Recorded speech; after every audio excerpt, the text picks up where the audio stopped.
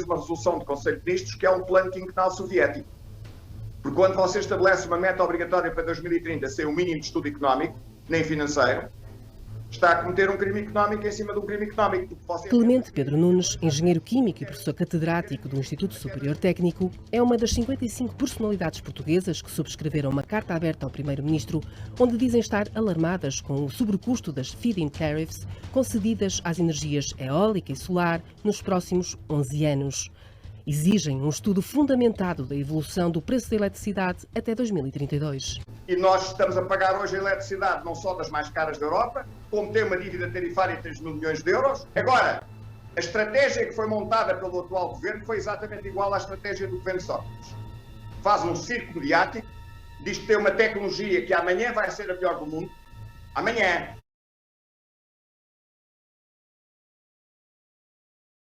Que a aposta nas renováveis é tão importante para o nosso país, porque ele produz emprego, porque ele puxa pela economia, porque ele nos coloca na linha da frente do cumprimento das metas em termos.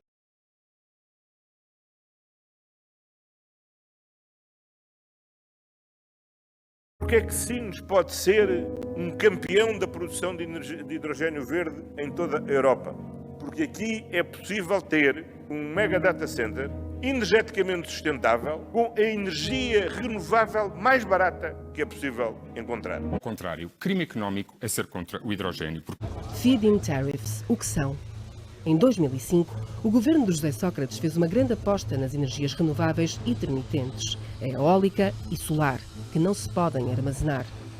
Atraiu os investidores com um mecanismo de apoio que garante um preço fixo, ou seja, os produtores de energia eólica e solar recebem sempre o mesmo valor pago pelos consumidores na fatura da eletricidade, mesmo que o preço de mercado baixe. Foi o Estado que, representando todos os consumidores, a si, a mim, a todas as famílias e empresas, negociou com esses promotores para eles terem um preço que eles consideravam que era bom e que ficavam ricos. Nós, neste momento, estamos a pagar, e vamos pagar até 2028, 290 euros por megawatt-hora das potências fotovoltaicas instaladas no governo do Sócrates Pinho, no Alentejo.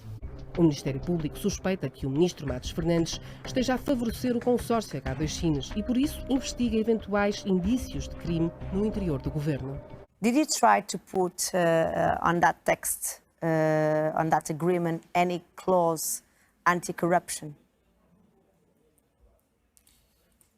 Well, we put the normal language, I think, for those type of. Was it accepted?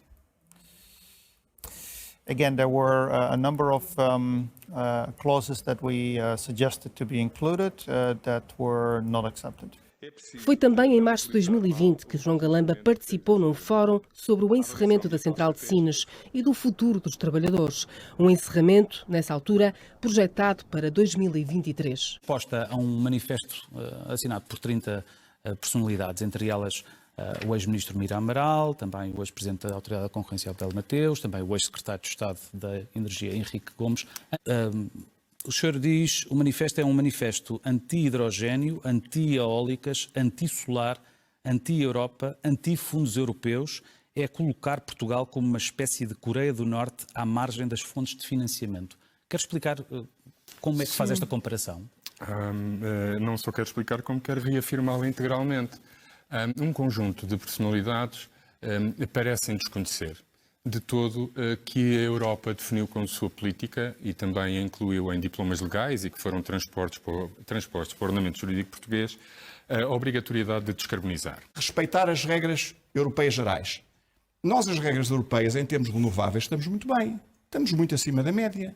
A Alemanha tem 14%, nós temos 30%, em termos de fontes de energia primária. Portanto, é evidente que nós não podemos ser mais papistas que o Papa. Temos que respeitar as regras, com certeza. Portanto, não o fazemos por obrigação, fazemos porque entendemos que é do interesse nacional fazê-lo, mas é, antes de tudo, uma obrigação europeia com penalizações para a economia portuguesa e para a indústria portuguesa e para o país, nomeadamente em acesso a fundos, em caso de incumprimento. E, portanto, define metas muito rigorosas a que a indústria portuguesa está obrigada. Até 2050. Até 2030, cerca de 43% das emissões. Várias fases, obviamente, até 2050. Mas sim, a questão é, tem de se avançar agora para um projeto destes, quando a tecnologia, segundo estas pessoas dizem, ainda não está suficientemente desenvolvida para se poder estar a fazer isso? A indústria portuguesa tem que reduzir emissões, tem que reduzir 43% das emissões. O manifesto que acabou de citar, não sou eu que o digo, é o próprio manifesto que o diz, é contra as eólicas, contra o solar e contra o hidrogênio. Ou seja, o manifesto dessas 40 personalidades é contra as 3 principais opções energéticas da Comissão Europeia e aquelas 3 opções energéticas exatamente que permitem à indústria e à economia portuguesa atingir as metas com que nenhum dos outros países avança e nós andamos aqui a avançar por aí. Vamos lá ver, nós podemos avançar numa instalação piloto, mas uma instalação piloto não são 7 mil milhões de euros, são 10 ou 15 milhões. O problema é que não há garantia nenhuma que funcione, porque é evidente que não há nenhuma rede de distribuição de hidrogênio. É pior que isso, porque se for ao capítulo 4º, o capítulo 4º que é onde se faz a análise económica da situação, que é do documento público, o que diz é que economicamente aquilo não é viável e precisa de subsídio pelo menos até 2030. Isto é o que está aqui escrito.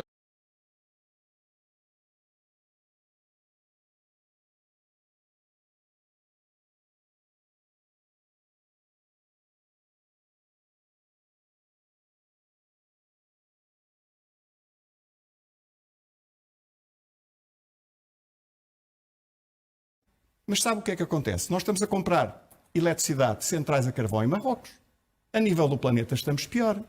Vou-lhe dar outro exemplo. Em Dortmund, na Alemanha, acaba de arrancar uma central a carvão, idêntica à de Sines.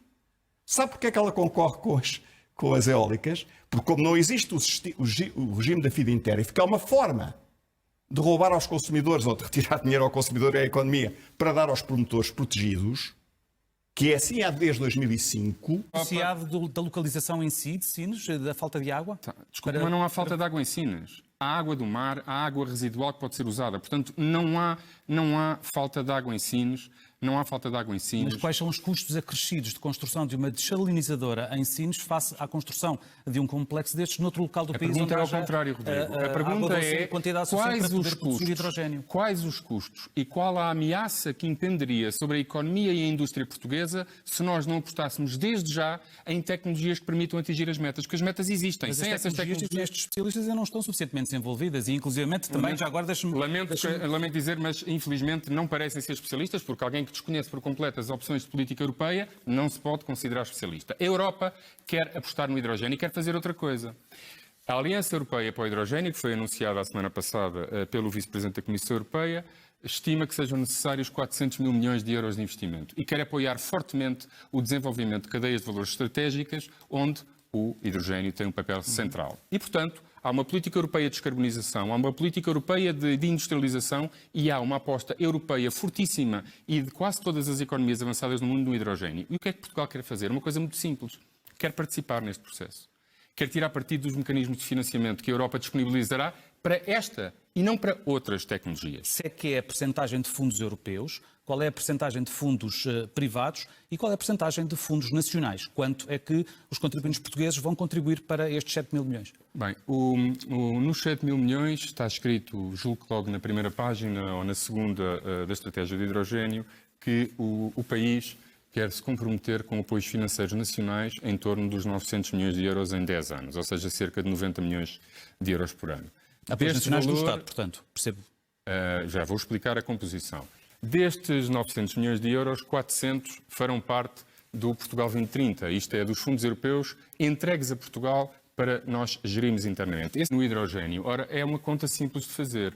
Se nós queremos usar do Portugal 2030 400 milhões de euros para apoiar esta aposta em 10 anos, 400 a dividir por 45 mil milhões de euros, que é o envelope financeiro que nós temos, é menos de 1% da totalidade dos fundos.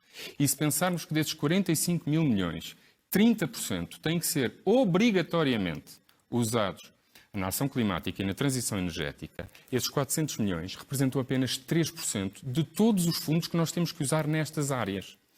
Portanto, a falta de competitividade do preço da eletricidade produzida em Sines foi o argumento que a EDP apresentou aos trabalhadores em julho de 2020. Marrocos, neste momento, está, por exemplo, a vender eletricidade a partir de centrais a carvão para Portugal, tendo Portugal fechado a central de Sines.